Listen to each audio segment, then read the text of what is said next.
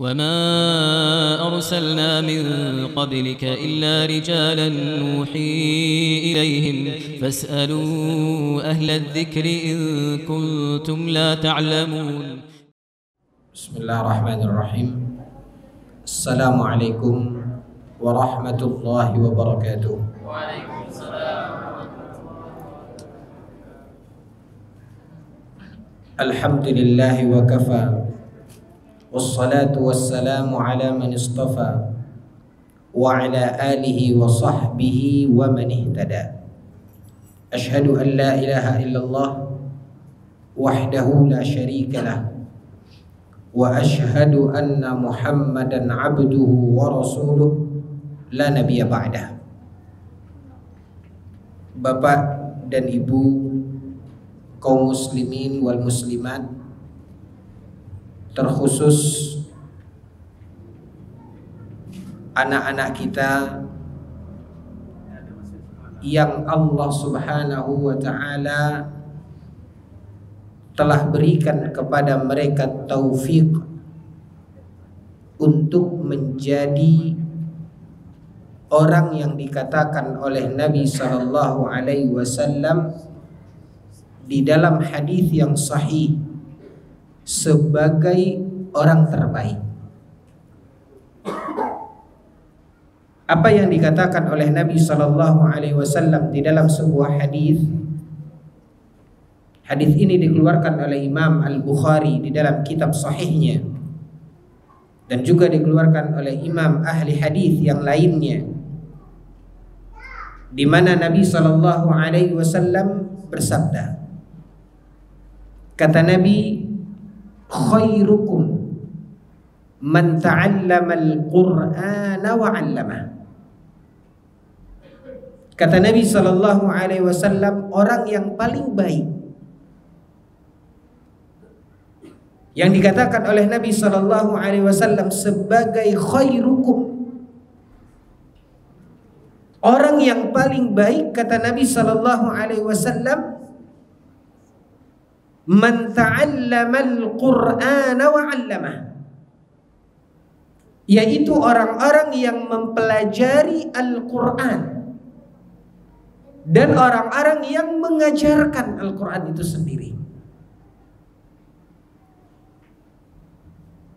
Di antara apa yang mendongkrak sehingga menjadikan orang-orang yang belajar Al-Qur'an itu menjadi orang yang terbaik, Bapak dan Ibu yang dimuliakan oleh Allah, adalah dari dua sisi kehidupan. Dari dua sisi kebaikan yang selalu semua kita minta kepada Allah Subhanahu wa ta'ala. Di dalam setiap doa kita memohon bermunajat kepada Allah, Rabbana atina fid dunya hasanah wa fil akhirati hasanah wa qina adzabannar. Ya Allah, berikanlah kepada kami kebaikan di dunia, begitu juga kebaikan di akhirat, dan selamatkan kami dari api neraka. Inilah satu kemuliaan yang selalu kita minta dan mohon kepada Allah Tabaraka wa ta'ala. Hampir di setiap doa kita, di berbagai kesempatan, tidak pernah kita mengabaikan dan melupakan munajat permintaan ini kepada Allah Tabaraka wa ta'ala. Kita minta kepada Allah Subhanahu wa ta'ala agar Allah Subhanahu wa ta'ala memberikan kepada kita kebaikan di dunia, begitu juga di akhirat. Apa yang kita minta di dalam doa ini, Bapak dan Ibu yang dimuliakan oleh Allah, itu diraih oleh orang-orang yang bergelut dengan Al-Quran, qira'atan wa hifzan wa fahman, yaitu orang-orang yang menghabiskan waktunya dengan membaca Al-Quran, ditambah lagi dengan menghafalnya dan kemudian memahaminya, yang nanti akan berbuah kepada amal kehidupannya. muslimin yang dimuliakan oleh Allah. Dalam hadis yang lain Nabi sallallahu alaihi wasallam bersabda, kata Nabi sallallahu alaihi wasallam, "Innal hasanah bi'asyri amsalihha." Sesungguhnya satu kebaikan itu akan diberi oleh Allah Subhanahu wa taala ganjaran, balasan, pahala 10 kali lipat. Lalu kata Nabi sallallahu alaihi wasallam, "Wala aqulu alif lam mim harf." Aku tidak pernah mengatakan, kata Nabi sallallahu alaihi wasallam, alif lam mim itu satu huruf. Walakin alifun harf, wa lamun harf, wa mimun harf. Kata Nabi sallallahu alaihi wasallam, ketika seseorang membaca alif lam mim, maka itu sama dengan ketika dia membaca alif satu huruf, lam satu huruf, dan mim satu huruf. Yang Allah Subhanahu wa taala akan berikan ganjaran dan pahala, satu kebaikan dari setiap huruf yang dibaca. Bayangkan kaum muslimin yang dimuliakan oleh Allah, kemuliaan yang akan diraih, kebaikan yang akan diperoleh oleh orang yang belajar dan membaca Al-Quran. Dan kita semua tahu bagaimana langkah seorang hafizul Quran, seorang yang menghafal Al-Quran. Ketika di dalam membaca saja itu akan diberikan kebaikan per huruf yang dia baca. Dan satu kebaikan dilipat gandakan oleh Allah Jalla Jalaluh 10 kali lipat. Bagaimana dengan orang yang menghafal, dia mengulang dan mengulang dan mengulang lagi. Makanya kaum muslimin yang dimuliakan oleh Allah, kalau kita lihat pembahasan para ulama terkait dengan kemuliaan, afdaliyah dari menghafal Al-Quran, para ulama mengedepankan dalil-dalil yang berkaitan dengan fadilah, keutamaan membaca Al-Quran. Maka ketika Nabi SAW menyebutkan kemuliaan orang yang membaca Al-Quran, maka berkali lipat orang yang menghafal Al-Quran.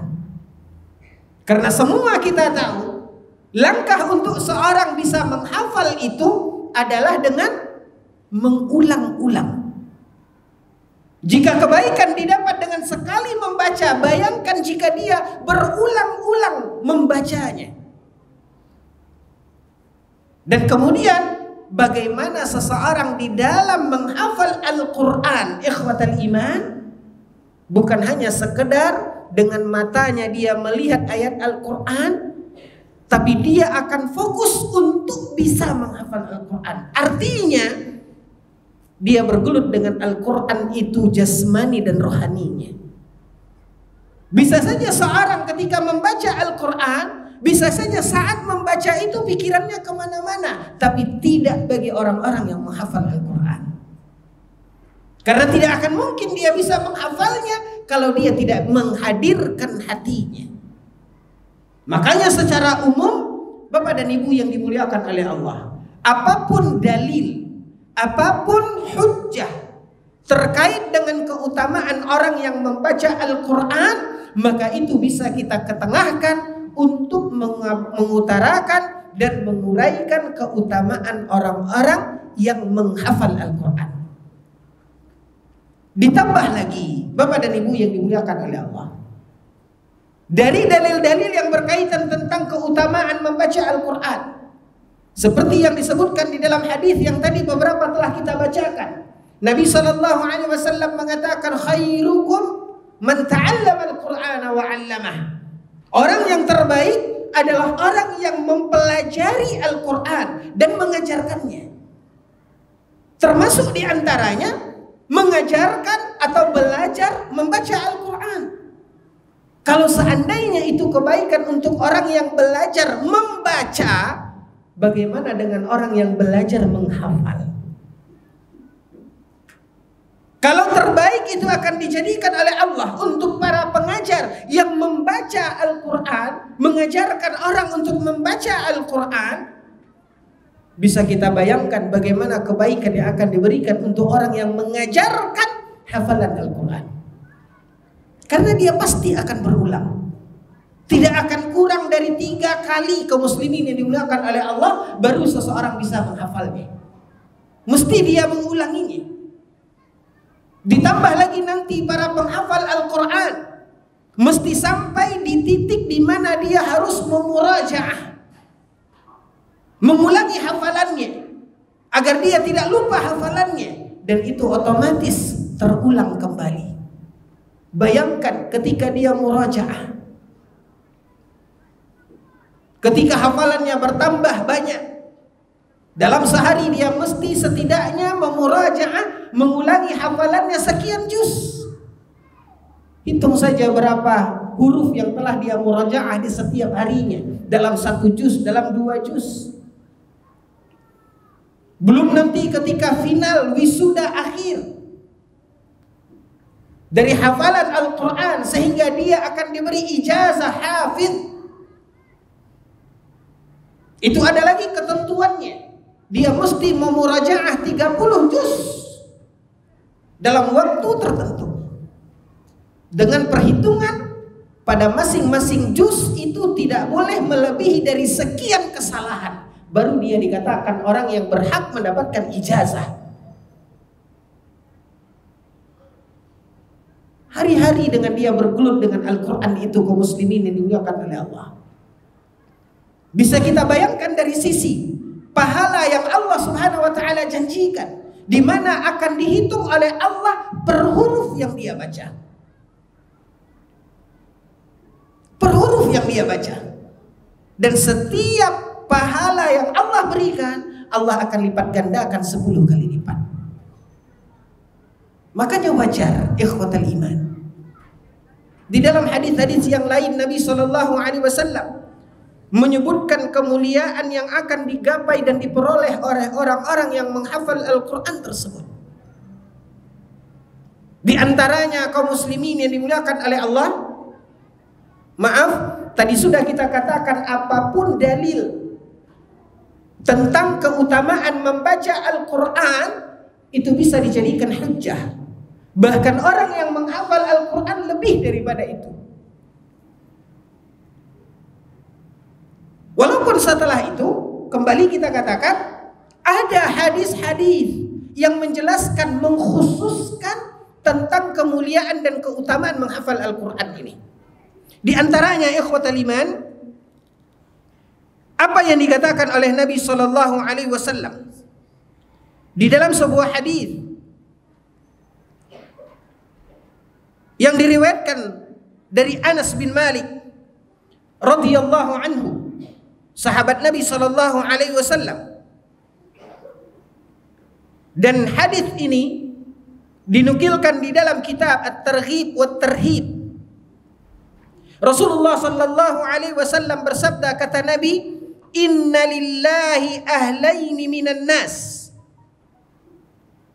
Sesungguhnya Allah punya 2 golongan manusia yang dekat dengan Allah tabaraka wa ta'ala, yang disayangi oleh Allah tabaraka wa ta'ala. Maka mendengarkan Nabi SAW mengatakan ini, para sahabat bertanya, "Man hum ya Rasulullah?" Siapa orang-orang yang dikatakan dekat dengan Sang Pencipta? Siapa orang yang dikatakan dekat dengan Allah yang menguasai segala alam semesta ini? Man hum ya Rasulullah? Siapa mereka ya Rasulullah? Maka dijawab oleh Nabi SAW.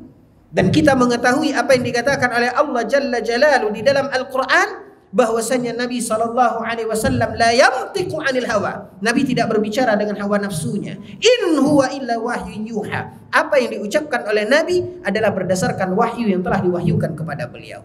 Siapa mereka? Orang-orang yang dikatakan oleh Nabi SAW sebagai orang yang dekat dengan Allah, yaitu dikatakan oleh Nabi ketika ditanya siapa mereka ya Rasulullah, lalu dikatakan oleh Nabi ahlul Quran, yaitu orang yang bergelut dengan Al-Quran. yang dikatakan dengan ahlul Quran, dan layak mereka dikatakan dengan ahlul Quran. Kenapa? Karena itu terus yang ada dalam kehidupan mereka. Makanya ikhwatal iman, khususnya anak-anak kita yang telah memulai langkahnya ini, ketika dia telah memulai langkahnya untuk menghafal Al-Quran, ini artinya dia telah mendaftarkan dirinya menjadi hamba yang dekat dengan Rabbnya. Karena dia sudah mulai bergelut dengan Al-Quran. Tiada hari kecuali dia mengulangi membaca Al-Quran, mengulangi hafalannya. Ada masa dia menambah hafalannya, ada masa dia memurajaah hafalannya. Layakkah anak orang seperti ini dikatakan ahlul Quran? Layak. Dan inilah orang yang dikatakan oleh Nabi SAW salah satu dari orang yang dekat dengan Allah Jalla Jalaluhu. Lalu ikhwatal iman, azani Allah wa iyyakum,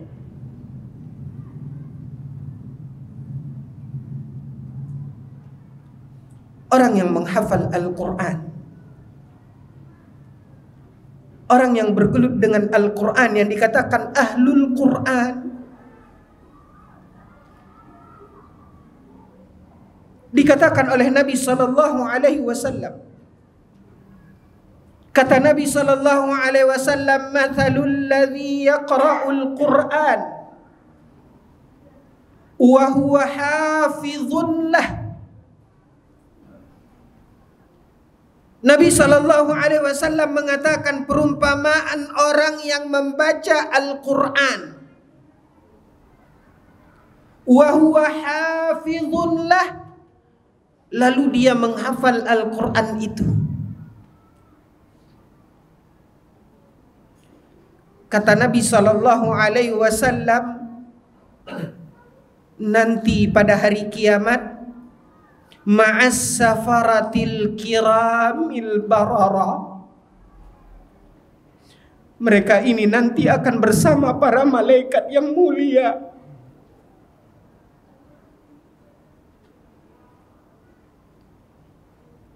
Kemuliaan apa yang akan kita cari Bapak dan Ibu yang dimuliakan oleh Allah ketika kita meletakkan anak kita bersama para malaikat?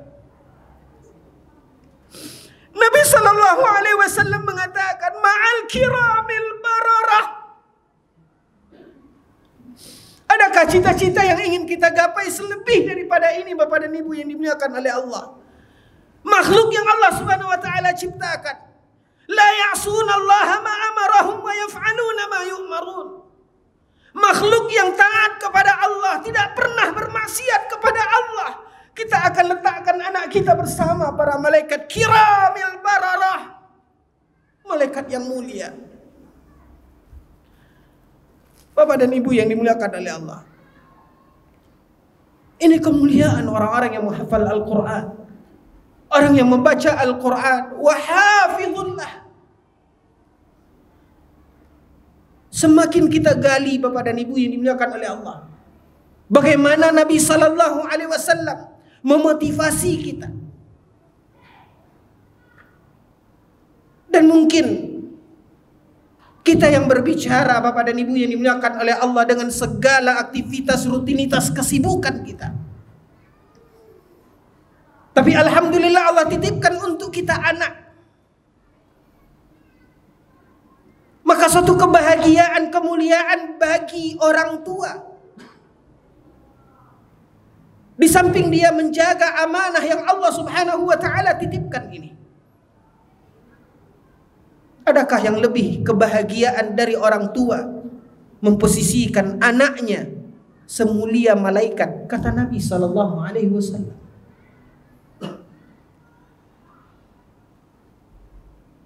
Bapak dan Ibu yang dimuliakan oleh Allah, banyak lagi hadis-hadis Nabi SAW yang kalau kita bacakan, menjelaskan dan menunjukkan kepada kita bagaimana kemuliaan dari menghafal Al-Quran ini. Bahkan Nabi SAW juga menjelaskan Bapak dan Ibu yang dimuliakan oleh Allah. Innal Qur'ana ya'ti yawmal qiyamah syafi'an li ashabihi. Sesungguhnya Al-Quran yang ada pada ahlul Quran ini, kaum muslimin yang dimuliakan oleh Allah, nanti pada hari kiamat dia akan menjadi syafi'an. Dia akan memberikan syafaat. Untuk siapa? Untuk orang yang membawa hamilul Quran ini. Bayangkan orang yang hafizul Quran, yang menghafal Al-Quran, dia selalu membawa Al-Quran di dalam dirinya. Karena dia hafal. Sehingga Bapak dan Ibu yang dimuliakan oleh Allah, Al-Quran yang ada di dalam dirinya, di dalam hafalannya, yang selalu seumur hidupnya dia bergelut dengan Al-Quran tersebut, maka itu kelak hari kiamat akan menjadi syafi'an lahu.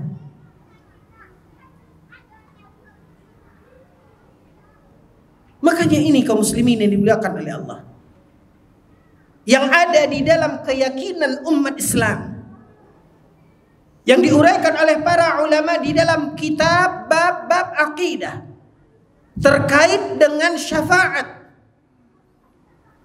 di mana Allah Subhanahu wa taala mengatakan dalam Al-Qur'an, "Walillahi syafa'atu jami'a." Syafaat itu adalah milik Allah. Tetapi di dalam pembahasan akidah, keimanan dan keyakinan kita, bahwasanya Allah Subhanahu wa taala ada kalanya mengizinkan kepada yang lain untuk memberikan syafaat. Di antaranya kita pun meyakini bahwasanya Nabi sallallahu alaihi wasallam akan memberikan syafaat buat umatnya. Dan di antara yang diizinkan oleh Allah untuk memberikan syafaat adalah Al-Quran yang ada pada diri kita. Dari Al-Quran yang kita baca, dari Al-Quran yang kita pelajari, maka ahlul Quran, orang-orang yang bergelut dengan Al-Quran, adalah orang yang sangat layak dan pantas untuk mendapatkan syafaat yang Allah izinkan kepada Al-Quran, kepada orang yang memiliki Al-Quran tersebut. Bahkan kaum muslimin yang dimuliakan oleh Allah, di antara kemuliaan orang-orang yang bergelut dengan Al-Quran, apa kata Nabi SAW secara maknanya? Nabi mengatakan bahwasanya nanti di akhirat, di dalam surga, apa kata Nabi SAW? Sahibul Quran, orang-orang yang bergelut dengan Al-Quran, dia akan diberikan derajat yang mulia. Dan ketinggian derajatnya, kemuliaan derajatnya itu dikatakan oleh Nabi SAW tergantung sebanyak Al-Quran yang dia geluti, yang dia pelajari, yang dia baca.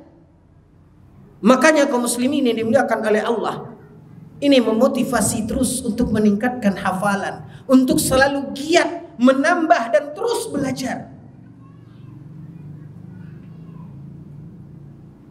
Banyak sekali Bapak dan Ibu yang dimuliakan oleh Allah, hampir berkaitan dengan makna yang sama, yang intinya gambaran kemuliaan, kehormatan baik di dunia ataupun di akhirat. Di dunia diungkapkan oleh para ulama dalam sebuah riwayat hadis Nabi SAW, bahwasanya orang yang bergelut dengan Al-Quran, orang yang lebih banyak hafalannya, orang yang lebih sering bergelut dengan Al-Quran, maka sesungguhnya dialah orang yang paling layak untuk mendapatkan posisi imam. Ini di dunia. Dia akan didahulukan selangkah di antara kita masyarakat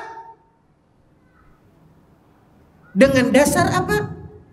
Nabi SAW mengatakan aqra'uhum li kitabillah, yaitu orang yang aqra'. Secara bahasanya Nabi SAW menggunakan istilah aqra'. Dalam bahasa Arab ini datang dalam bentuk ismut tafdil yang menunjukkan paling. Qara'a artinya membaca. Aqra, orang yang paling banyak membaca Al-Quran. Walaupun para ulama kemudian menguraikan makna daripada aqra tersebut, bukan hanya dari sisi bacaan, tapi juga pemahaman dan yang lainnya. Tapi setidaknya poin ini sudah ada di dalam genggaman mereka.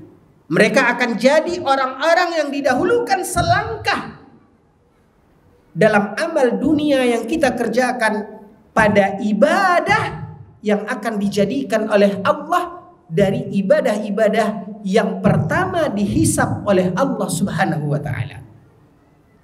Dari satu ketaatan dan ibadah yang dikatakan sebagai tiang agama, salat. Maka mereka yang lebih berhak untuk dikedepankan, untuk didahulukan. Bapak dan Ibu yang dimuliakan oleh Allah, banyak sekali dalil-dalil yang disebutkan oleh Nabi SAW tentang keutamaan orang-orang yang membaca Al-Quran, orang-orang yang menghafal Al-Quran, sebagai dorongan dan motivasi kita.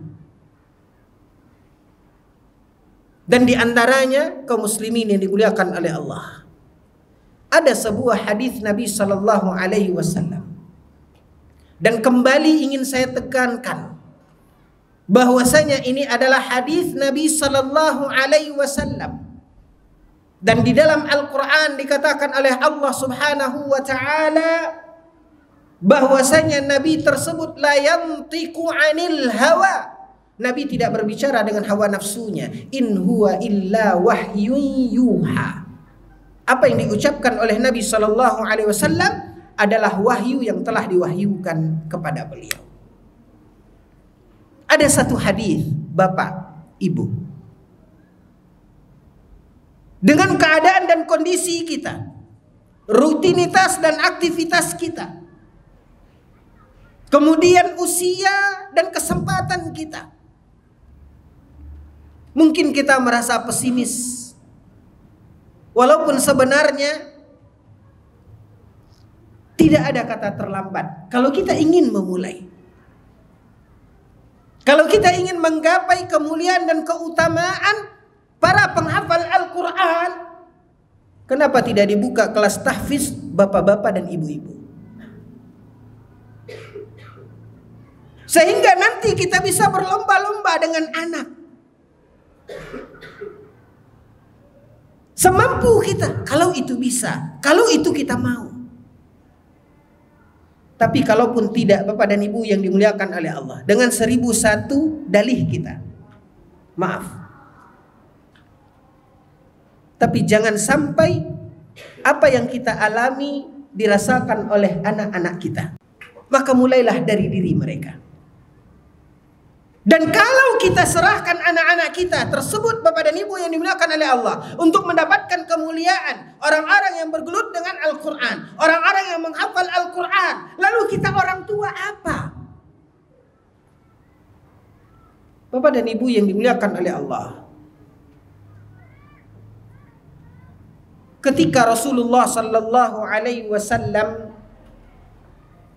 membaca firman Allah Subhanahu wa ta'ala di dalam Al-Quran, ketika Allah tabaraka wa ta'ala berfirman, wa an laysa lil insani illa ma sa'a, seseorang tidak akan mendapatkan pahala kemuliaan kecuali dari amal dia sendiri. Sekali lagi Bapak dan Ibu yang dimuliakan oleh Allah, apa kata Allah di dalam Al-Quran? Seseorang tidak akan mendapatkan kemuliaan dan pahala kecuali dari amalnya sendiri. Maka ayat inilah yang mendasari saya mengajak bapak-bapak dan ibu-ibu, kenapa kita tidak buka kelas tahfiz bapak-bapak dan ibu-ibu? Karena dengan amal kita akan meraih pahala. Tapi di sisi lain, dalih-dalih yang kita kedepankan tadi, Bapak dan Ibu yang dimuliakan oleh Allah, yang sebenarnya tidak ada kata terlambat kalau kita mau. Pelan-pelan. Kenapa? Karena dari amal itulah kita akan mendapatkan bagian pahala. Namun Bapak dan Ibu yang dimuliakan oleh Allah, ketika Rasulullah sallallahu alaihi wasallam membaca ayat ini, Nabi berhenti, Nabi terdiam. Lalu kemudian Nabi sallallahu alaihi wasallam bersabda dalam hadis Abdullah ibnu Mas'ud. Apa kata Nabi sallallahu alaihi wasallam? Innal walada min kasbi abih. Allahu akbar. Ketika Nabi membacakan ayat, seseorang tidak akan mendapat pahala kecuali dari apa yang dia amalkan. Nabi diam sejenak.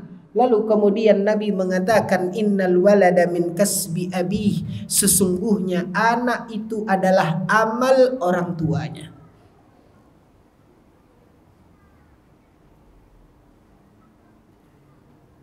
Maka insya Allah Ta'ala berdasarkan ayat ini, Bapak dan Ibu yang dimuliakan oleh Allah, ketika Bapak memotivasi anak-anak kita untuk menjadi penghafal Al-Quran dengan kemuliaan yang mereka geluti, membaca, mengulangi, akan diberikan oleh Allah pahala per hurufnya. Maka Bapak sebagai orang tua, Ibu sebagai ibunya, orang tua, itu juga akan mendapat kebaikan pahala berdasarkan ayat ini. Dan itulah yang dikatakan oleh Nabi sallallahu alaihi wasallam, wal waladu min kasbi abi. Kebaikan yang dilakukan oleh anak itu, orang tua akan mendapatkan pahalanya, karena anak adalah amal orang tua. Lalu Bapak dan Ibu yang dimuliakan oleh Allah, apa kata Nabi sallallahu alaihi wasallam di dalam hadis yang lain?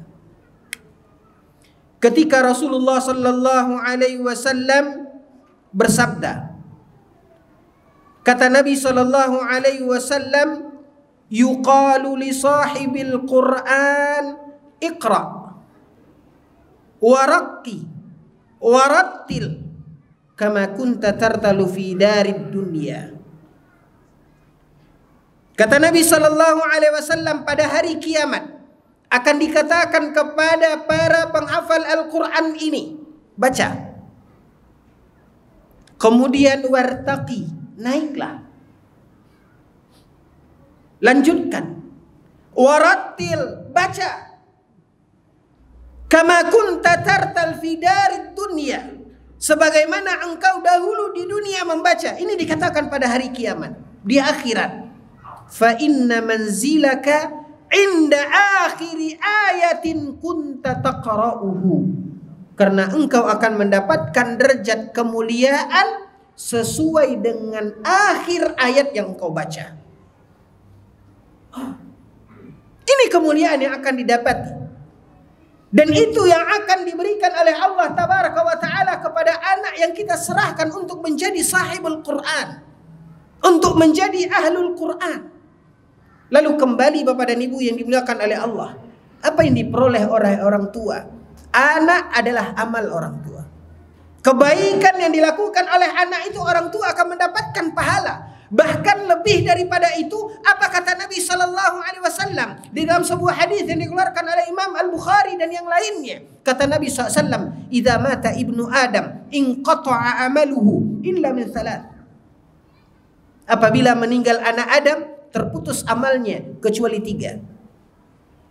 Walaupun dia telah meninggal dunia, amalnya ini terus mengalir. Dia akan selalu mendapatkan pahalanya. Dan salah satu dari apa yang mengalir pahala untuk orang tua, kendati pun orang tua itu telah meninggal dunia, yaitu kesolehan anaknya.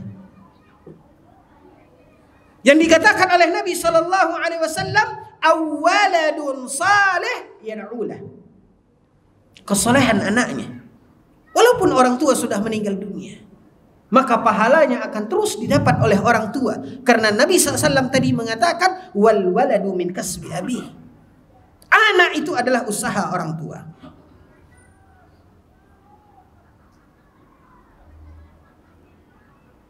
Poin berikutnya, untuk kita pada orang tua,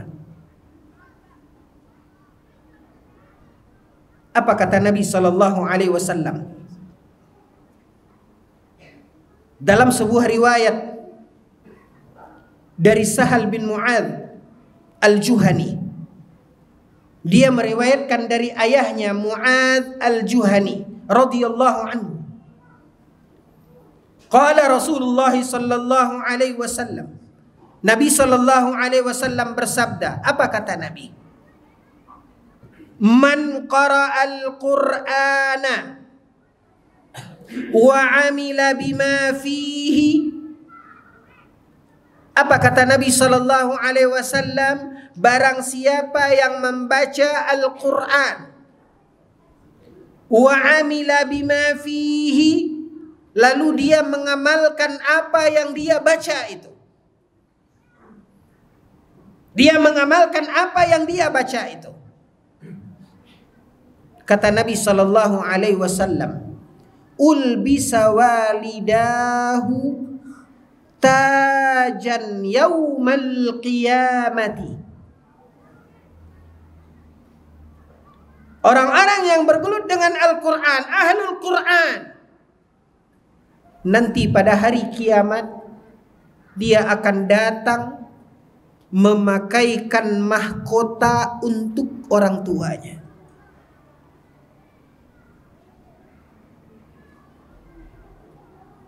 Dipakaikan mahkota di kepala kedua orang tuanya.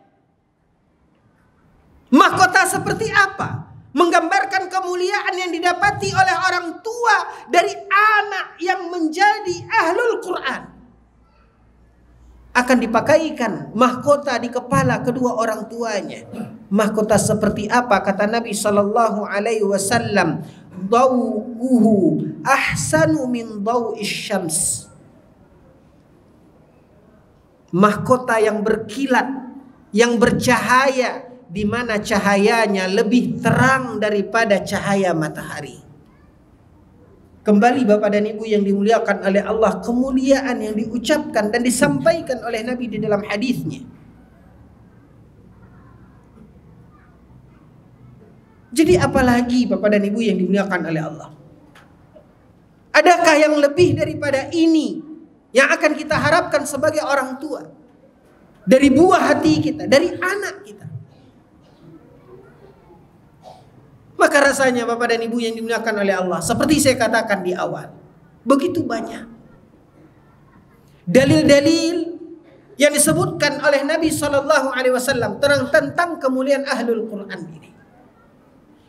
Maka tinggal bagi kita Bapak dan Ibu yang dimuliakan oleh Allah, apakah kita ingin menjadi orang yang terbaik seperti yang dikatakan oleh Nabi SAW, ataukah kita ingin menggandengkan dan menempatkan anak kita memiliki kemuliaan setara dengan malaikat sebagaimana yang dikatakan kiramil bararah, dan kebaikan-kebaikan yang lain yang sudah kita sebutkan satu persatu dari hadis Nabi SAW, dan masih banyak Bapak dan Ibu yang dimuliakan oleh Allah.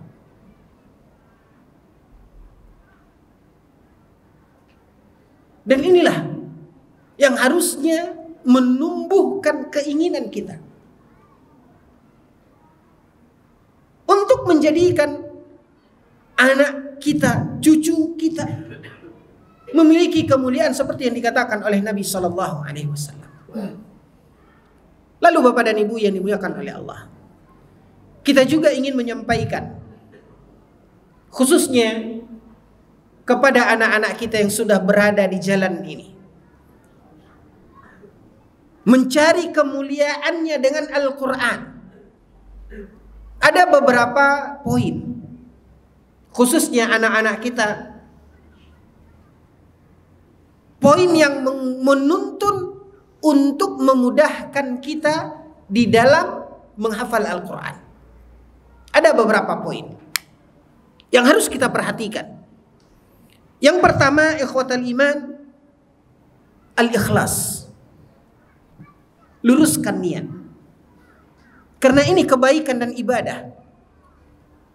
Dasar utama dari setiap kebaikan dan ibadah akan berbuah pahala. Kemuliaan-kemuliaan itu akan kita dapat bila kita memiliki syarat utama, yaitu ikhlas. Dan kita melakukan itu karena Allah Subhanahu wa ta'ala. Yang kedua,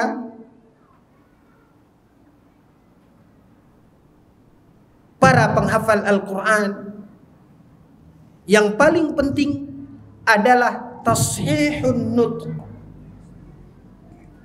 Yang pertama tadi ikhlas, yang kedua perhatikan. Sebelum menghafal, benarkan dulu dalam bacaan, dalam ucapan. Perbedaan antara huruf demi huruf harus betul-betul diperhatikan. Jangan sampai kita menghafal dengan ucapan yang salah, yang keliru, maka itu akan repot untuk merubahnya. Makanya yang terpenting, awal sebelum menghafal Al-Quran, tashihun nutq. Benarkan dulu bacaannya, pengucapan dalam hurufnya. Lihat Bapak dan Ibu yang dimuliakan oleh Allah. Ya, satu contoh saja. Ya. Satu contoh saja. Kita dahulu semasa sekolah, kalau disuruh membaca hafalan Al-Quran sama-sama, ya, kenapa tidak memperhatikan benarnya dalam membaca ayat tersebut? Baru belakangan setelah kita belajar, baru kita bisa sadar dan kita merubahnya. Kalau disuruh bapak-bapak dan ibu-ibu dites kita sama-sama ini, ya, waktu dulu kita sekolah sama-sama, mari kita baca surat An-Nas. Ya, kita baca. Qul a'udzu birabbin nas, malikin nas. Rata-rata kita baca seperti itu, Pak. Dan itu lama. Padahal yang benarnya, tanya anak-anak kita ini, gimana? Qul a'udzu birabb, terus bukan malik, enggak kan? Bapak dulu begitu. Di mana salahnya? Tidak ada tashihun nutq. Ini sangat penting, Pak. Harus dibenarkan. Lihat lagi dulu kita mengaji di surau-surau, Pak. Suruh baca Al-Fatihah sama-sama. Enggak jelas. Siratal lazina amta, kan gitu. Di mana kelirunya? Tashihun nutq. Maka kesalahan ini jangan terulang. Ini sangat penting. Ya. Lalu kemudian ikhwatal iman, yang berikutnya yang harus diperhatikan, tahdid kamiyatil hifz. Beri batasan dalam menghafal itu. Memang kita juga pernah mengalami ketika menghafal itu kita lomba-lomba, Pak. Dibakar semangat kita, fastabiqul khairat. Ada dengar kawan hafal 1 halaman, kita kejar. Kita hafal 1 hari 1 halaman setengah. Lalu dikejar lagi oleh teman itu. Enggak jelas kamiyahnya. Takarannya enggak jelas. Konsisten saja di dalam menakar hafalan itu. Menambah hafalan yang baru konsisten. 1 halaman ya 1 halaman. Sanggup 2 halaman, sanggup 2 halaman ya sudah, konsisten. Yang penting seperti itu. Ya, batasi kamiyah. Apa yang mampu kita, maka beri batasan gitu. Makanya kaum muslimin yang dimuliakan oleh Allah, kalau kita lihat di dalam Al-Quran, ya, Al-Quran ini terbagi-bagi. Ada juz, ada istilahnya yang tanda ain itu apa namanya? Raka. Itu adalah mushaf yang menuntut dan membantu kita untuk menakar halaman, lembaran dari mushaf Al-Quran. Itu salah satu sarana membantu kita menentukan tahdid al-kamiyah ini. Pembatasan takaran hafalan kita. Lalu kemudian, ya, anak-anak juga perhatikan. Tidak kalah penting ikhtiyar az-zaman wal makan al-munasibain. Cari, pilih waktu dan tempat yang pantas, yang layak, yang enak kita menghafal. Dan para ulama dalam mahad-mahad tahfidzul Quran itu disarankan menghafalnya di subuh hari. Nah, apa waktu yang cocok bagi kita? Termasuk juga nanti seperti tadi, kalau bapak-bapak dan ibu-ibu ingin kelas tahfidzul Quran lansia misalnya, buka saja, tidak masalah. Ya, maka ambil waktu yang cocok. Bapak lapangnya kapan? Ibu lapangnya kapan? Jadi perlu kita mengambil waktu tertentu. Sehingga apa? Dia konsisten. Lalu kemudian la yanbaghi 'ala alladhi yuridu hifdzul Qur'an al-intiqal ila mawdi'i hifdzin jadid hatta yutqin. Anak-anak, jangan pernah pindah ke lembaran hafalan yang baru kalau hafalan yang lama belum mantap. Ya? Makanya kemampuan kita berbeda-beda. Jangan nanti mengejar hafalan cepat, mengejar hafalan tapi tidak itqan, tidak mantap.